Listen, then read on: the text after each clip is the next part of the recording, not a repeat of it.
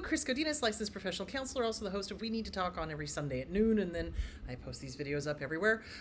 This video is for educational and informational purposes only. The views and opinions stated herein are mine and mine alone. They do not represent the ACA, the APA, or any other therapist for that matter. Boom, shakalaka, done. I'd like to thank my sponsor, BetterHelp, BetterHelp, betterhelp.com/Chris Godinez. Ooh, excuse me, hiccup.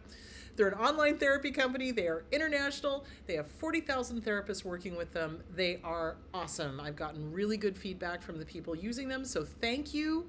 BetterHelp.com/Chris Godinez. Okay, let's dive into the leftover questions. What do you do when the pendulum has swung too far in the other direction? So example, from going from doormat to basically Terminator, that whole thing. Get away from me. I'm not talking to you. 20 plus years working in a prison has contributed to that. Well, it's difficult because our whole goal is to find center. So there's always, one extreme or the other, right? So we go from doormat to Terminator, doormat meaning people walk all over us to, oh my God, I will kill you, if you try to do anything.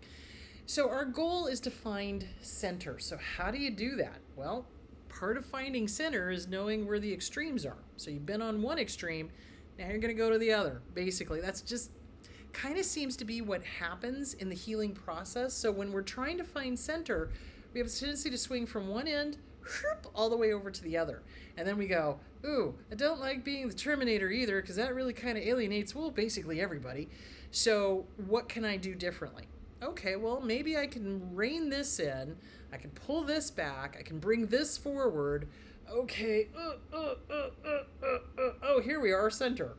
It just play with it. That's basically your best option, is to play with how stern you're going to be. And working in the prison system, my brother-in-law did that, and boy howdy, it makes you hard. It does. And you kind of have to be, because you're dealing with psychopaths. You are. A lot of the times you're dealing with crazy, dangerous people. So it's really a matter of, how do I explain this? It's a matter of playing with different boundaries, right? With different people. So, for example, not everybody needs to be treated like you're dealing with a crazy psychopath. Okay, it's not like, okay, I need to be on my guard, I'm dealing with Charles Manson, or I need to be on my guard, I'm dealing with, Jeffrey Dahmer or something like that. It's kind of like, okay, I need to have good, strong boundaries, and I can tell a person no, but I don't have to bark it at them necessarily. Now, there are some people on this planet that is the only thing they understand, is if you pull out the, DEFCON 1, seriously. Those are usually disordered people because they enjoy conflict and drama and screaming and yelling and shouting and all that sort of stuff. So you kind of got to know your audience. You got to know who you're dealing with, kind of thing, and what level of protection you need. So for example, now when I'm giving my examples here, they're always kind of like the hell no example, because mainly I'm working with people that are over in the doormat section, so I need to scoot them over this way. So, but do I do the DEFCON 1 with everybody? No.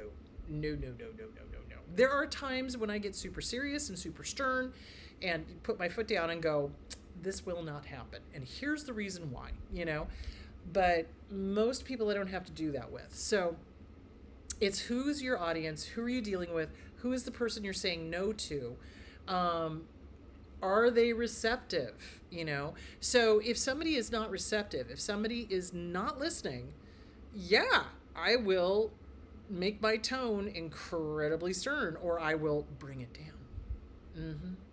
You heard me. You know what I'm saying? It's so funny because everybody thinks that getting louder gets your point across. What I find is the quieter you get, that lets people know you're serious. Because if you're shouting and yelling, people write it off as, oh, you're being histrionic, you're being this, you're being that. But if you get quiet and dead serious, whoo, you could hear a pin drop. You know what I'm saying? So it's kind of like, know your audience, know how to. So practice your emotions, practice how to say no with different people. And you don't have to do it necessarily with them. You can go into the shower and practice. Okay, well, here's my friend Janet, and I don't have to be stern and harsh and whatever with her. I can just say, hey, you know what, Janet, I don't really want to do this, or I'm sorry, or not even I'm sorry, but the answer is no to this request, and Janet will respect it. Now, if you're dealing with somebody else who's just, they have an agenda, they want to get their way, they're not going to take no for an answer, then yeah, you're going to have to do a different tactic other than the friendly, no, no, here's my boundary, no. You'll have to be more serious, and you'll have to be more stop and I mean it. Do you see where I'm going with that? So it depends on who you're dealing with. It is totally normal. I just want to validate to go from one end, letting everybody walk over you, all the way over to, take no prisoners. I will not put up with anything. And you got to find center. And I think that's our goal, is because we've been raised with black and white thinking, because we've had that very talionic, in a lot of cases, an eye for an eye, a tooth for a tooth, because narcissists and borderlines can be very vindictive, and they teach that to their kids. And so they teach this, kind of thing. And it's like, no, it doesn't have to always be, it can be, so it's playing with it. It's playing with how to say no. It's playing with who are you saying no to, and how are they receiving it? Are they listening? Are they respecting you? If they're not respecting you, then that should tell you everything you need to know about that person. So in dealing with supervisors in the past that just were clueless, that's why I went into private practice, is because it's like, okay, they're not hearing me, they're not respecting me, they're not respecting the people under me. You know what? I'm done.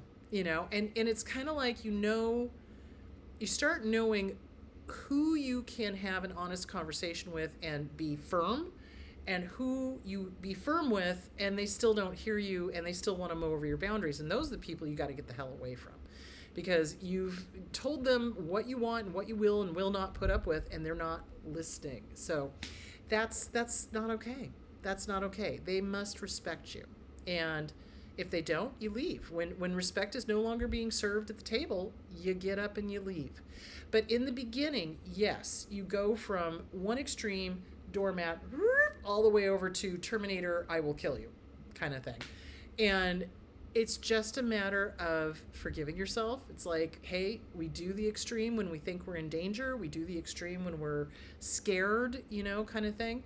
And start playing with reining in one point, pushing out the other until you find that center ground. And like I said, it also depends a lot on who you are saying no to, or who you are drawing boundaries with. If it's somebody that's respectful, easy peasy lemon squeezy, you know what I'm saying? But if it's somebody who's got an agenda, who wants to use you, who doesn't take no for an answer, I've had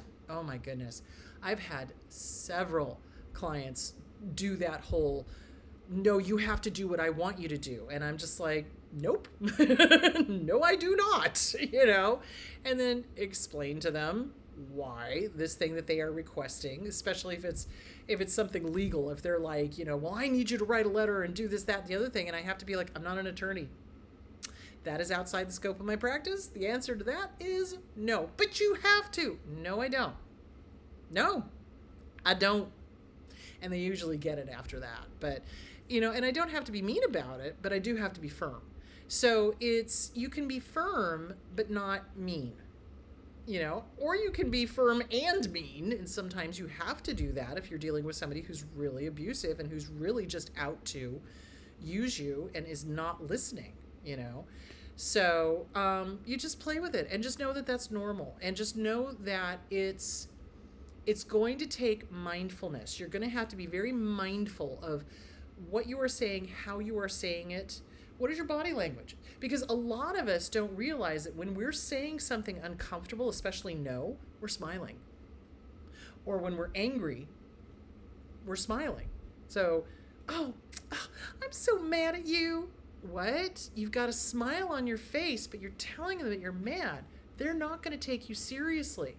So you've got to really make your face match what you're saying and your body language match what you're saying. Does that make sense? So, especially when I'm dealing with somebody that is hinky or, possibly an abuser or whatever, I pretty much plant myself, if it's in person, I plant myself and put my hands on my hips. Like, try me. You know what I'm saying? It gives that message of don't mess with this woman. You know what I'm saying? So you've got to make your body language match what you're feeling and saying, and that's going to take practice in the mirror. That's going to take practice in your head. That's going to take practice to get used to being able to say, I'm angry, and not smile. Because a lot of us do that. That people pleasing thing kicks in, and boy, howdy, we have a hard time with that. Anyway, to answer your question, it's normal to go from one end of the spectrum to the other, and then you just kind of got to, swing your way back to center. And that means being mindful, figuring out who you're telling no to. Do you need to be that harsh? Can you be a little softer? Are they listening to you? Are they disrespecting you? Are they respecting you? What's going on? So it's going to take a lot of mindfulness, and maybe journal it out as well. But what you're experiencing, 100% normal. All right, my loves, I will talk to you again on Sunday, and I will be talking about gaslighting and the fog. I think that's a good thing to revisit. And I want to talk about how our previous abuse, if we do not work on it, makes us susceptible to current or future abuse if we don't handle that gaslighting, that fog, that cognitive dissonance, that kind of thing. So I want to talk about all of that. So, all right, you guys have a great week, and I will talk to you again on Sunday.